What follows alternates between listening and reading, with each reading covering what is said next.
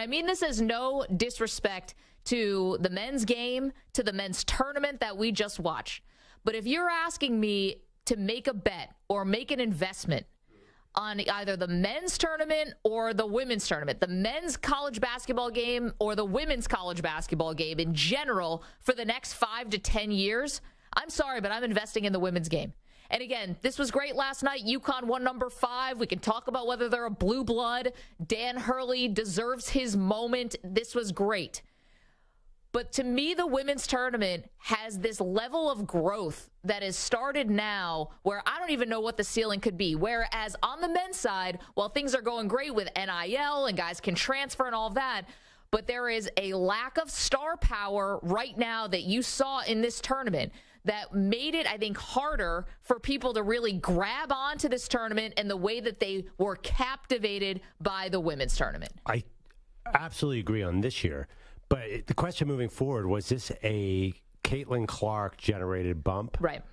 Was it really starting to grow right now? Maybe I think you could point to social media as part of the reason, maybe.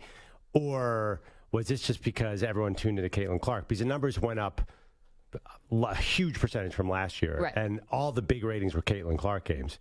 Would they have been that high without her? Okay, well, here's why I would be willing to make the investment into the women's game. Yeah.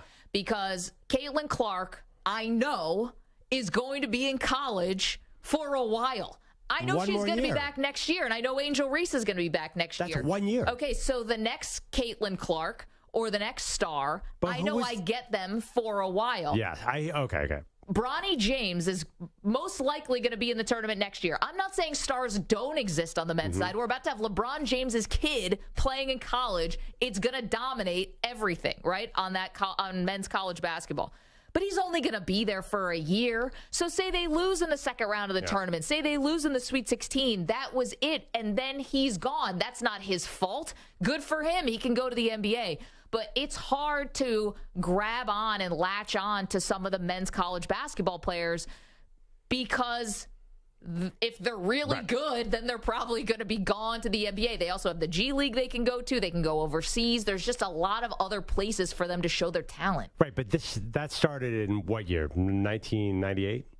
So it's been 25 years of that one-and-done situation? Actually, I don't know. I'm assuming it was somewhere. When did they stop? No, because you could still go to the NBA from high school up until... But it's been a long time where everything's been one-and-done in college basketball. Since John Calipari was coaching Kentucky, it seems like that's been... And it hasn't been this closing the gap between women's ratings and men's rating until this year. Right. So the one-and-done wasn't killing the sport comparatively before, or it was probably slowly, but I think a little bit, and I think it's also, and this is not something that I'm begrudging the players, but I think it's going to be interesting how the transfer portal specifically impacts college basketball, because you have guys who can basically join this, form a mercenary team, and then whatever their run is their run. We just saw FAU and San Diego State, two teams with tons of transfers.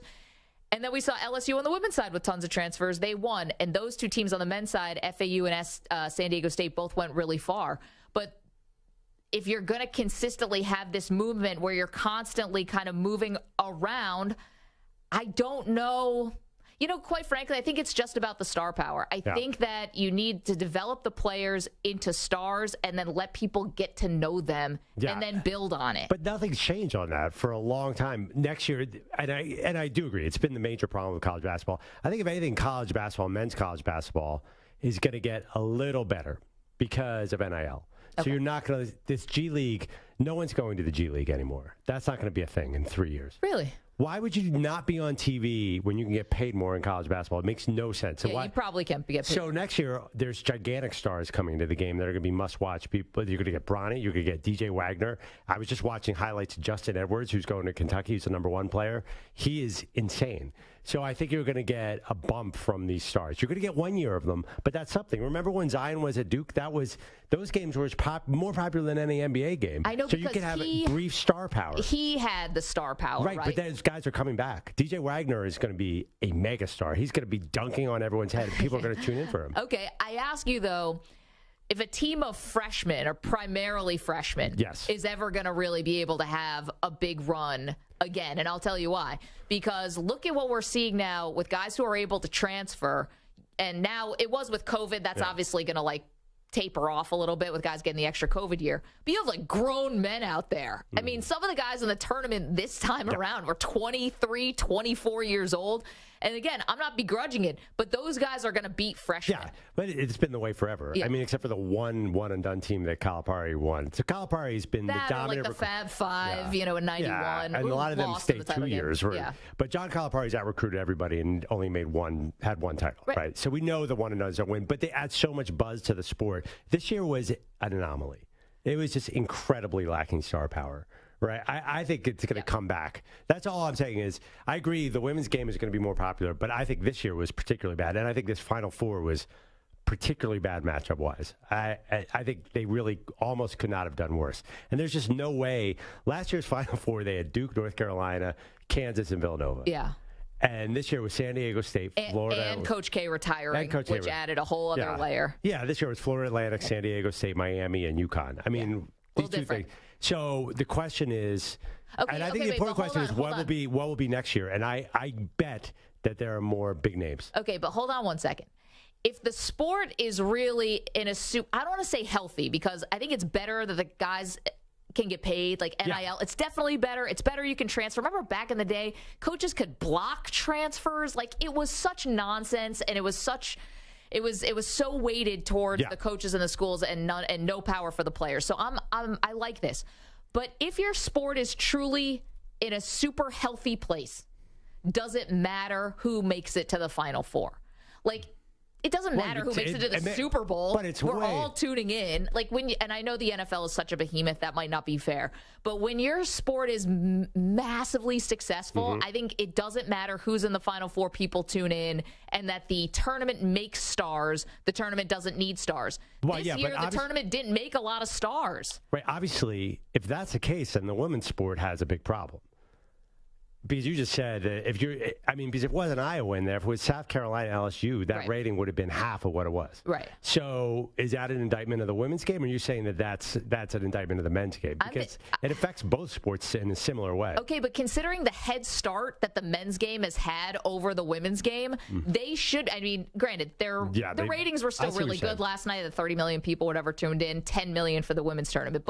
So it's still crushing in terms of the TV, but you've had such a massive head start over the women's game. You should be that much far ahead. Yeah. You should be in a place where we care. No matter who's in the Final Four, we care about it. The women's game is still coming along, and it's women like Caitlin Clark and that program and stars like Angel Reese that become another stepping stone that get it even healthier and healthier. Okay, a lot of this, I'll play devil's advocate. I think the women's game is going up. I think social media, I think Caitlin Clark is a huge benefit, not just because of her star power, but everyone realized, we could shoot 5 feet behind the three-point line. And that style is so much more exciting than South Carolina. I'm sorry, that's a fact. It's Tim Duncan versus Steph Curry, right? It's Tim Duncan, the big fundamental, like, we all acknowledge his greatness, but watching him bang down low for 15 years was not fun. The Spurs gutted an entire decade of the NBA with boredom, right? So I think you need that exciting style of play, and I think you're going to have it, because same thing that happened in the NBA. People realize, hey, if you really focus on it, you can hit this long shot. I think we're going to see a lot of Caitlin Clark clones.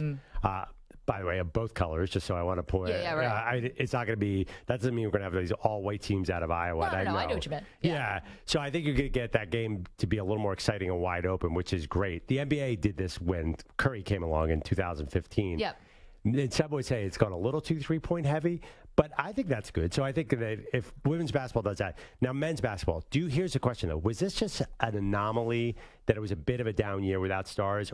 Because there really were no freshman stars even. I don't even know. There was really nothing. Brandon Miller, but became almost infamous that was Brandon Miller. Opposed to just being a star. There was a lot more to his story, clearly, with 100%. What happened at Alabama. And he was at Alabama. Right, which already has a lot of national attention. Well, no, I'm just saying nobody cares about Alabama basketball. It has no history whatsoever. You just generally do not tune in for Alabama basketball. If he was at Duke or North Carolina, then I think he would have gotten a lot more attention. So you're right. The one freshman star was Brandon Miller. Great. Yeah, which is was not exactly what you wanted front and center for the tournament, but he actually didn't play well in the tournament. Although, legal issues, he has no legal issues, but the whole tragic shooting aside.